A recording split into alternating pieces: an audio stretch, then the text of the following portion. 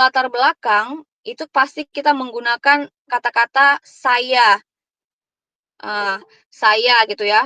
Nah, jadi di latar belakang itu seharusnya tidak boleh menggunakan kata-kata saya. Saya ingin meneliti ini gitu misalnya.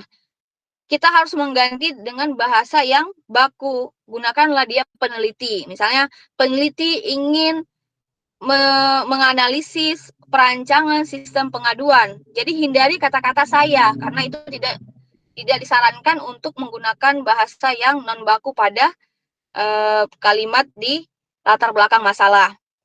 Kemudian kalau kalian ingat imbuhan di, ya, Ibu mau tanya dulu. Misalnya Ibu mau kasih contoh kalimat dimasak. Kira-kira dimasaknya itu pisah penulisannya, di baru pisah masak, atau disambung dimasak?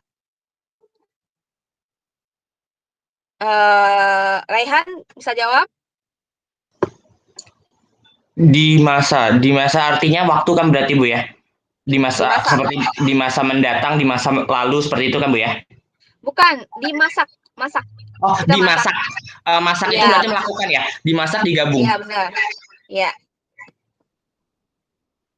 Dimasak digabung Bu. berarti digabung ya. Nah, Iya. berarti Raihan sudah mengetahui. Nah, imbuhan ini bisa kegunaannya kalau dia masak berarti harus digabung. Nah, benar. Nah, kalau kita bilang di dapur, apakah imbuhannya terpisah? Dipisah karena Atau dapur merupakan tempat. iya, benar. Nah, hal-hal kecil seperti itulah yang digunakan nanti di latar belakang. Jadi kalian harus memahami dulu hal-hal kecil tadi. Seperti imbuhan, hindari kata-kata saya. Kalau menggunakan kata saya, gunakanlah kata penulis, begitu ya. Kemudian kalian juga harus memperbanyak wawasan. Dengan cara apa, Bu? Dengan cara banyak-banyaklah membaca jurnal. Jadi mulai dari sekarang kalian baca jurnal. Gunanya apa? Itu sangat berguna nanti ketika kalian ingin menyusun proposal. Nah, jadi bentar dulu. Sekarang ini sudah nampil belum ya di layar? Belum ada Bu. Belum ada ya. Di sini kok. Aduh, nggak bisa ditekan lagi. Tapi gini aja, nanti Ibu share di grup, ya. Ibu share saja di grup. Mudah-mudahan nanti kalian bisa baca ya. Nah, ini kemudian nanti kan setelah kalian tentukan judul, terus kalian tentukan pembuatannya bagaimana, kan itu ada bab 1 ya. Bab 1, kemudian ada bab 2, kemudian bab 3, bab 4 gitu kan. Sampai nanti pada kesimpulan. Nah, di bab 1 itu kalau kalian pernah membaca proposal, pasti adanya yang namanya pendahuluan ya. Nah, pendahuluan itulah yang di situ ada latar belakang masalah yang pernah Ibu sampaikan yang lalu. Latar belakang, rumusan masalah, tujuan penelitian, batasan masalah, kemudian manfaat penelitian. Mengapa kalian akan meneliti dengan judul tersebut gitu kan. Nah, di bab 2, jadi kan habis bab 1 nih, lanjut bab 2. Di bab 2 nanti kalian bisa lihat ada namanya tinjauan teoritis. Bahasa tinjauan teoritis bisa berbeda. Nanti ada yang buat gini, landasan teori. Bisa landasan teori atau tinjauan teoritis. Nah, jadi di bab 2 ini kalian membahas masalah teori-teori dengan variabel-variabel yang telah kalian ambil. Nah, jadi misalnya kayak contohnya tadi apa ya? Penerapan, perancangan, atau pengembangan dan pembuatan sistem penyaring hoax di media sosial Facebook dengan metode berbasis extension. Jadi kalian bisa tinjauan teori tadi kalian bisa masukkan di situ. Misalnya mengenai pengembangan dan sistem penyaring hoax. Kalian jelaskan penyaring hoax begini. Kalian jelaskan di tinjauan teori. Kalian ambil teori-teori dari jurnal-jurnal atau penelitian-penelitian terdahulu, kalian cantumkan di bab 2 kalian, masukkan di tinjauan teori. Semakin banyak teori yang kalian masukkan, maka semakin baguslah penelitian yang akan kalian laksanakan nanti. Gitu ya. Kemudian masuk bab 3. Kan ada bab 1 tadi, bab 2, kemudian bab 3. Nah, bab 3 tadi mengenai metodologi penelitian. Nah, jadi metode penelitian tadi bisa kalian lihat di contoh nanti yang akan Ibu berikan di WA, karena di sini kebetulan present now udah muncul nih. Coba ya Ibu tes dulu. Bisa nggak muncul? Mudah-mudahan bisa.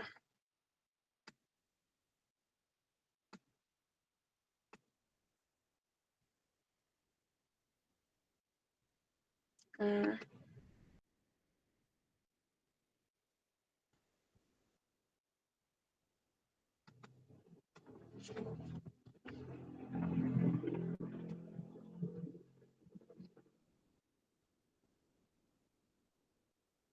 Nggak muncul juga, gimana ya?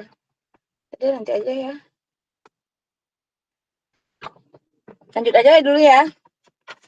Jadi intinya kalau kalian nanti Ibu berikan proposal di grup aja Ibu berikan, nanti kalian bisa lihat tuh bab 1-nya bagaimana ya, bab 2-nya bagaimana, apa-apa saja.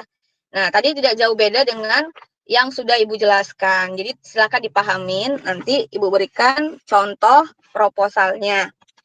Memang yang akan Ibu berikan ini bukan contoh proposal, sudah masuk ke bab 4 mungkin atau bab 5, udah sampai bab 4, bab 5. Tapi tugas kalian hanya menganalisis saja dari bab 1, bab 2, dan bab 3. Karena proposal itu kan sampai bab 3 saja. Jadi kalian harus melihat di bab 1, bab 2, bab 3 saja. Bab 4, bab 5 belum dikatakan itu jadi skripsi nanti, belum proposal ya. Terus Ibu kenapa mau segera menyampaikan ini kepada kalian?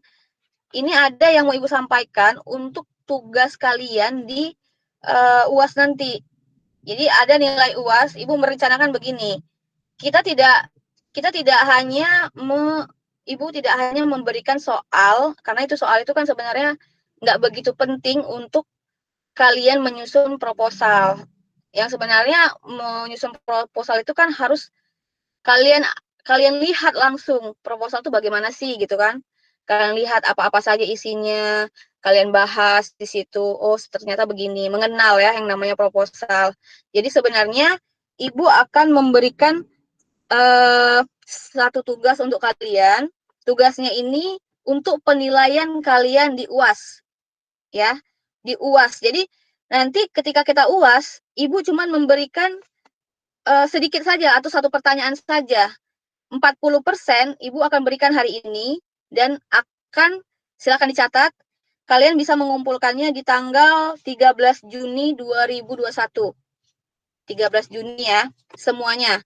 Nah, ini kan jumlah mahasiswa ada 60 orang. Ya.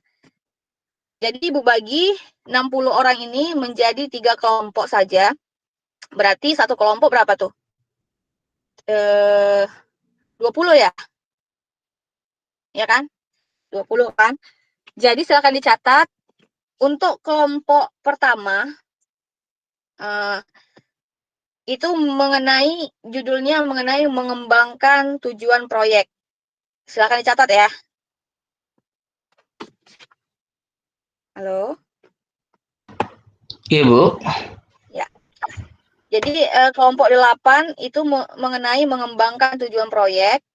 Kemudian kelompok pertama ya, kelompok pertama mengembangkan tujuan proyek. Kemudian kelompok kedua judulnya adalah penelitian di bidang komputer.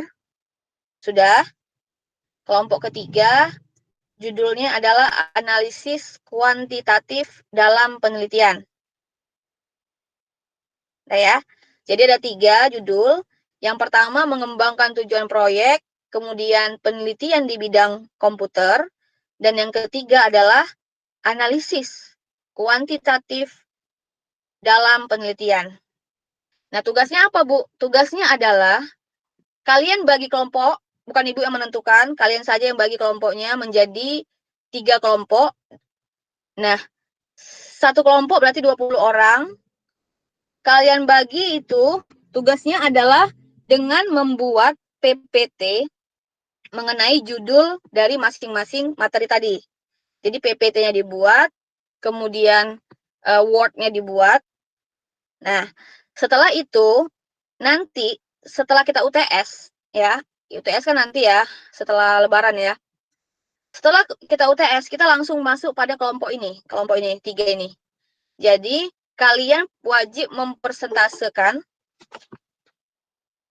Siapa nih masuk lagi? Oke.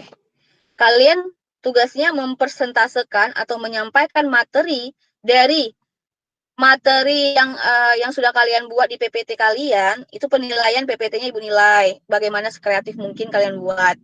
Kemudian Ibu nilai juga di Word-nya. Bagaimana kalian menulis makalah.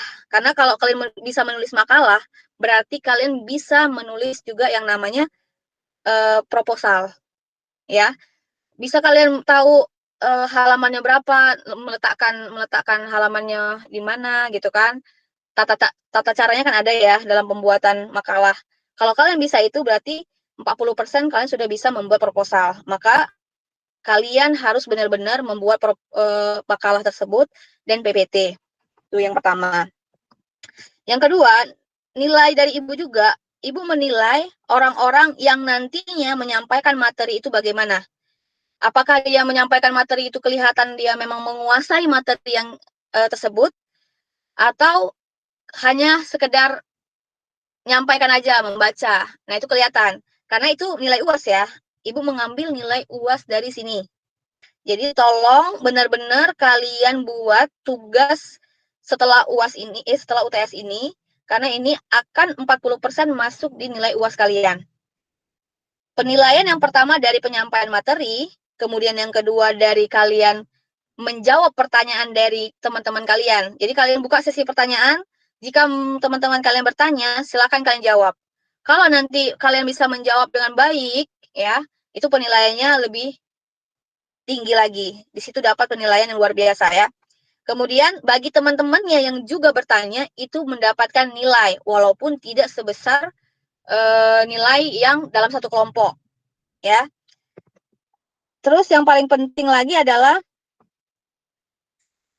setiap nanti kita persentase atau kelompok kalian mempersentasekan, wajib di record ya. Jadi setelah di record, nanti di tugas akhirnya masukkan ke YouTube. Jadi nanti kalian harus punya satu YouTube, terserah YouTube siapa, buatlah YouTube, terus kalian masukkan hasil dari penjelasan kalian mengenai materi yang sudah Ibu bagi tadi, gitu ya. Kemudian ada formatnya, silahkan dicatat formatnya untuk membuat video tadi. Formatnya misalnya kelompok 1, buat kelompok 1 underscore, kemudian UAS underscore, kemudian metodologi penelitian underscore lagi, kemudian nama Ibu, Winda Suci Lestari Nasution. Sudah? Dan yang terakhir, di tanggal 13 Juni, itu kan materi tiga-tiganya harus sudah dikumpul. 13 Juni 2021, silakan kumpul tugasnya di email Ibu. Silakan catat emailnya winda.suci@esaunggul.ac.id. Itu ya. Jadi,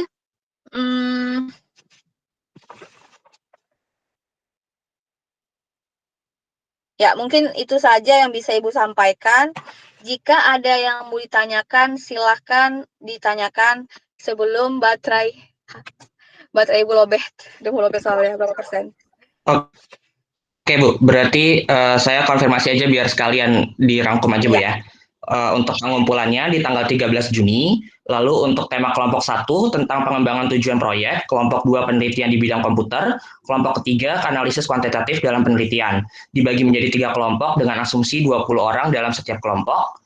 Tugasnya adalah membuat PPT tentang judul dari materi terkait, dibuat dalam bentuk PPT dan Word. Lalu berikutnya setelah UTS sudah mulai presentasi dengan penilaian. Yang pertama penyampaian materi, yang kedua menjawab pertanyaan dari teman, yang ketiga penanya juga mendapat nilai, yang keempat setiap presentasi wajib direcord karena di akhir akan diunggah melalui YouTube. Untuk format YouTube-nya nama kelompok underscore UAS underscore metodologi penelitian underscore Winda Lestari Nasution. Lalu untuk pengiriman email melalui winda.suci@sanggol.ac.id. Ya, benar semua, Bu? Baik, nanti saya akan share ke grup aja. Iya, begitu ya.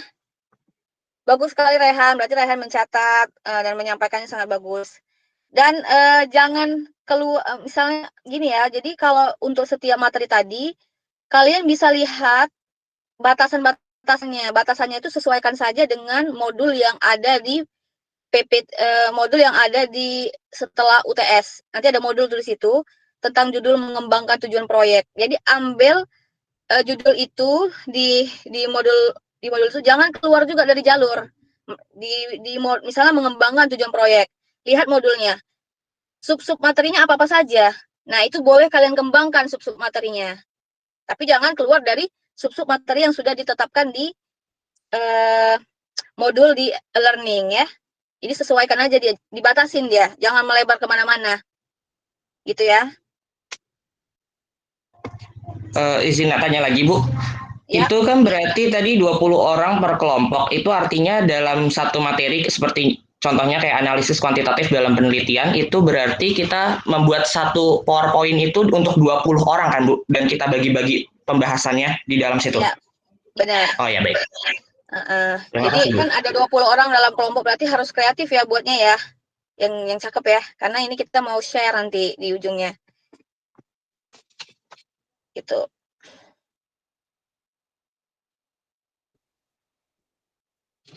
Udah, ada lagi? Dan pembagian kelompok Ibu tunggu 3 hari ke depan lah ya, paling lama 3 hari ke depan. Kalian sudah bisa membagi kelompok, siapa-siapa saja yang kelompok pertama, siapa-siapa saja kelompok kedua, dan siapa yang kelompok ketiga. Ibu tunggu 3 hari ke depan, berarti tanggal berapa ya? Ini tanggal berapa? 2, 3, 4 ya? Tanggal 4 berarti ya? Hari ini tanggal 3. Oh, berarti tanggal 6 ya?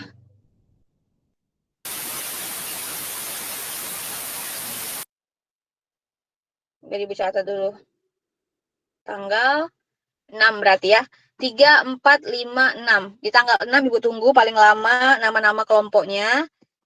Dan selamat bekerja, karena ingat ya, ini nilai UAS. Jadi 40% nilai UAS Ibu ambil dari sini. Kemudian 40% lagi Ibu ambil dari proposal penelitian. Nanti kalian harus melampirkan proposal penelitian di akhir. Dan tidak boleh sama judulnya. Kalaupun sama misalnya, beda lokusnya di mana. Jadi kalian pastikan di antara kalian tidak boleh ada yang sama judul penelitiannya, ya. Terus sisanya 20% lagi Ibu akan berikan pertanyaan, dan pertanyaannya itu cuma sedikit saja, menganalisis doang. Nah, jadi tolong benar-benar kalian lihat nanti persentase kalian, kira-kira aku sudah bagus nggak ya cara penyampaiannya, penguasaannya, itu silahkan ya. Itu semuanya dapat nilai. Dan kalau di dalam kelompok itu diem saja, orangnya diem, hanya diem gitu, nggak menyampaikan dan tidak menjawab pertanyaan atau tidak menanggapin, itu pun nilainya hanya sedikit, nggak sebesar mereka yang aktif di dalam persentase. Begitu. Sudah paham ya? Kalau begitu, Ibu tutup ya. Ada yang mau ditanyakan lagi?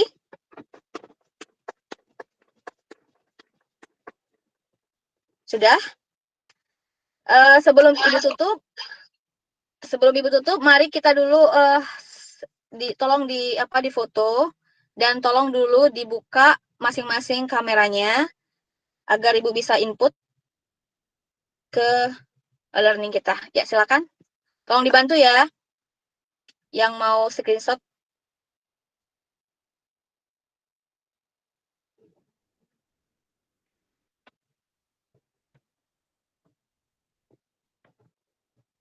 Raihan ya, tolong ya Raihan. Siapa sih? Raihan ya? Bisa? Jangan saya deh, Bu. Ini laptop saya agak berat tiba-tiba. Oke, siapa yang bisa? Sudah, Bu. Sudah di screenshot. Oh, sudah. Udah kena semuanya ya? Sudah, Bu. Oke, terima kasih. Sinta. Iya, Bu. Oke ya. Ibu tutup. Assalamualaikum warahmatullahi wabarakatuh. Waalaikumsalam warahmatullahi wabarakatuh. Waalaikumsalam. Terima kasih.